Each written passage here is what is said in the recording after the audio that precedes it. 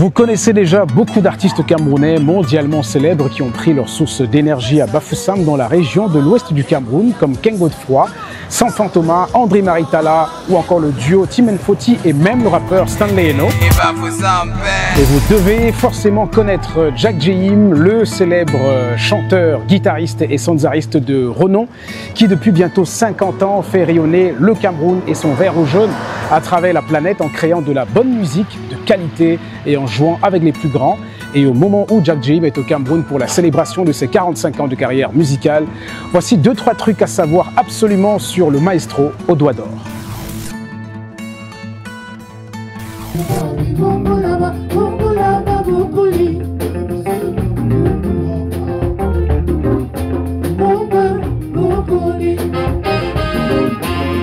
Si Jack Jehim est né à Douala, où il est tombé dans l'amour de la musique grâce à son père, c'est à Bafoussam que son aventure démarre véritablement, notamment au sein du groupe Safo Brothers, qui anime les nuits chaudes du club de la Payotte, dans la capitale de la région de l'Ouest, en 1977. Bafoussam, quand je pars de Douala, je découvre cette belle vie, surtout le climat qui était différent de Douala. L'avantage aussi pour moi, c'était pas loin de mon village. J'allais à Banganté, j'allais à Bangoua voir les parents, les grands-parents, où on dansait autour du feu, où on pouvait le soir avec la grand-mère nous raconter des très belles histoires autour du feu, en grillant le maïs, en nous racontant des épopées, quoi. Les années de braise concernant l'indépendance, la peur du gamin de sortir la nuit parce qu'il y a le panthère du manteau. Il nous faisait peur. Si tu sors la nuit, tu risques de te faire bouffer. Non, c'était magnifique. Bafoussam, c'était vraiment là où je commençais le professionnalisme. Ce qui nous plaisait surtout, c'était d'avoir le matériel à côté. Avoir la guitare du patron. Je me souviens à l'époque, il s'appelait Monsieur Naoussi David. On avait le matériel, on pouvait se lever à 10 heures, gratouiller la guitare, le batteur, tu vois. Alors qu'à Douala, il fallait faire des kilomètres pour demander au grand, est-ce que je peux toucher ta guitare? Déjà, sa façon de jouer la guitare étant gaucher était déjà prodigieux. Il était déjà prodigieux instrumentalement déjà à cet âge-là, c'est-à-dire dans nos âges de 15, 16, 17 ans. Il était déjà prodigieux. On jouait les Ejo, tout le monde commençait par là. Il était déjà prodigieux, franchement.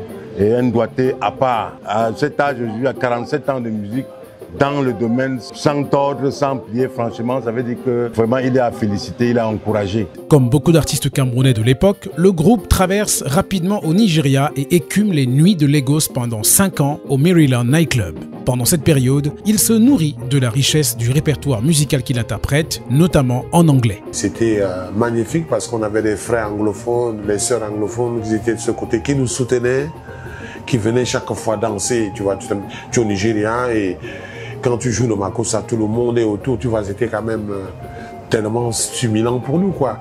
Et on a pu faire une tournée avec Fela, je pense, c'était la première fois qu'il était sorti en prison. Il est descendu sur le Cross River State avec Gerard de Pinona. Et Fela est même venu un soir dans notre club où on a jammé sur scène. Le mec, quand il est arrivé, il est arrivé comme s'il y avait toute une armée derrière, quoi. Les femmes maquillées, il fallait ouvrir les chemins pour que le mec passe, quoi. En 84, il va à Madrid en Espagne, mais s'installe 6 mois après à Paris, et c'est là, dans la capitale française, qu'un grand tournant s'opère pour lui. Il côtoie Manu Dibango et participe même à l'enregistrement de quelques projets avec le Papa Groove. Oui, la première fois où je raconte Tonton, c'était au Nigeria. Il était venu réaliser cet album Oko Dima Bolane avec le groupe Ghanéen avec lequel on jouait. Et c'est la première fois où je voyais le Tonton Manu. Et avec, je dirais, une certaine discipline professionnelle dans ce qu'il faisait, à l'heure, toujours à l'heure. Maintenant, voilà, je me retrouve à Paris, et Manu, je tombe encore sur Manu. Comme il est gaucher en plus, il a une douce agressivité dans sa guitare. J'ai fait 2 chansons dans ces albums, où il m'avait invité comme guitariste, mais j'ai plus fait beaucoup de musique de film avec la Sanza, avec Manu. Manu aimait bien vous faire venir à la maison pour parler de musique, parler du Cameroun, et rigoler, toujours avec le sax prêt à dégainer, tu vois. Quand j'ai fait mon album Show Me The Way, je l'ai appelé Tonton, j'ai dit, j'ai un titre, c'est vraiment spécial pour toi, Nutrum. J'ai dit, tonton, vraiment. Il me dit, ah, Jackie, tu veux que je vienne? Il m'appelle toujours Jackie. Tu veux que je vienne alors faire un séquence? Ça se passe quand? Je lui donne la date. Je te jure, j'ai été impressionné. J'ai dit, tonton, tu viens à 13h parce qu'on va commencer un peu le matin à me faire des mises à plat. 13h15, Manu était lavé son sac. Jack James, il aime prendre son temps avant de faire des albums. C'est en 87 qu'il écrit et compose ses propres chansons et sort son premier album, Chéri Coco, qui reflète sa longue expérience sur le continent africain. En 89, il rencontre Slim Peza, influent guitariste et arrangeur qui travaille sur les projets des artistes à succès de l'époque. Et il va sortir alors l'album significatif et personnel, Jack James, bien accueilli par le public et la presse au Cameroun. Au-delà de son riche parcours d'autodidacte, il décide de repartir à l'école à l'Institute for Artistic and Cultural Perception. Après mon deuxième album, on était en train de jammer un jour comme ça. Il y avait une campagne pour la libération de Fela parce qu'il était emprisonné et on allait en Autriche pour cette campagne. Et dans le bus, on était là, on s'amusait, on jammait, on s'entraînait. Je me suis mis à improviser comme ça. Il y a mon copain Roger qui me regarde et dit, bon, là. Et Justin surtout, Justin Bouvin, qui m'a beaucoup encouragé parce que lui, il était déjà passé par cette école l'IACP.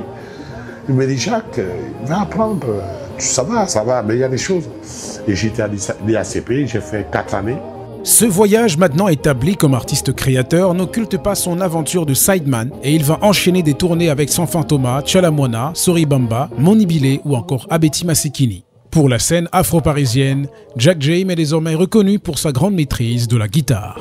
Il prendra son temps une fois de plus avant de sortir l'album Dance Around the Fire en 1995 qui rencontre également un bel accueil auprès du public et de la presse. Et il continue aussi à faire des tournées avec divers artistes sur divers projets en Europe et en Afrique. Il fait de nombreuses scènes dont une participation en 1996 à Génération Dance Machine au Zénith de Paris. Il va davantage prendre son temps pour sortir en 2008 l'album Show Me The Way, un projet très instrumental qui valorise la guitare et rend aussi hommage à des légendes comme Eboa Lotine. En 2012, Jack James continue en acoustique mais sur un instrument nouveau dans son arsenal, la sanza, cet instrument à cordes qui est joué un petit peu partout en Afrique et qu'il a kiffé en 1993 lors d'un passage au Zimbabwe. On arrive au Zimbabwe, il y a la première dame. Madame Mugabe qui décède, on avait tout arrêté, tout était bloqué. Il n'y a plus de festivités, tout est annulé, il n'y a plus d'événements. Donc on était à l'hôtel, on s'ennuyait. Le bassiste, we didn't for the old Jack. But when we just go, when we go for artisanal shops in the town to see if we can, you know. Nous on arrive là-bas, alors on marche artisanal, c'était que la samba partout. Et à force de jouer, quand j'arrive à Paris, je me suis dit, bon, alors là, Jacques, tu as cette lame, qu'est-ce qu'il faut faire? Je me suis dit, bon, il faut élargir le spectre, parce que comme ça se dit piano à pouce, moi je voulais le jouer à notre manière traditionnelle, comme on le joue, comme Didi le joue évidemment, parce que même le père Francis Bébé, il le joue avec des pouces. C'est vrai que c'est l'une des personnes qui a vraiment promis cet instrument. Il est accompagné dans cette aventure par Emilio Bisaya, grand maître du Ganzaval, et Alex Quinn, percussionniste et professeur de batterie à la Bossa Nova Academy à Thiers, dans la banlieue parisienne. Ensemble, ils vont former la Sanza Trio Family et avec ce groupe, Jack James revisite les musiques traditionnelles de son Cameroun natal, des styles gravés sur l'album Mani. Paru la même année, ce projet est réalisé avec des musiciens de renom comme Jean-Philippe Riquiel au clavier, Patrick Ruffino à la basse, Toumba Minka à la basse également, Valérie Bellinga, Queen Eteme, les reines de chœur qui ont notamment longtemps travaillé avec Manu Dibango. En 2013, accompagné du groupe Makaz et de son compère Emilio Bisaya, il a donné une série de concerts au Cameroun à travers le concept The Sanza Experience organisé par un de ses admirateurs, Alain Chakonte. Et comme Jack James aime prendre son temps pour faire ses albums, c'est en 2023 que sortira le projet Come Down and See. L'album Come Down and See, à la batterie, Félix Sabaleko, à la basse, il y a une Toumba Mika de Regretter Mémoire et Félix aussi de Regretter Mémoire parce qu'ils sont Félix est parti, je pense, c'était l'année dernière. Au clavier, il y a Justin Bouvin qui a fait les claviers. Pour résumer, Jack James, c'est 6 albums, 250 collaborations, 80 titres publiés, 15 artistes accompagnés comme chef d'orchestre, 10 musiques de films, 300 chansons accompagnées comme guitariste, 500 tournées et concerts et surtout cette célébration de ses 45 ans de carrière au Cameroun avec 2 concerts, un le 13 mars 2025 à la salle Diamond à Bolonjo-Douala et un autre au Ubuntu Creative Hub à Yaoundé le 15 mars, ainsi qu'un gala au Platinum Cocotier le 22 mars à Douala. Jack James a également donné des masterclass à de jeunes musiciens pendant cette semaine de célébration de ses 45 ans de carrière musicale. Mon honneur, c'est de continuer à créer et de me donner la possibilité de venir surtout partager avec la jeunesse camerounaise, partager mes expériences. Et Vraiment, c'est tout ce que j'attends de la nature parce que j'ai joué, j'ai voyagé, j'ai accompagné les grands.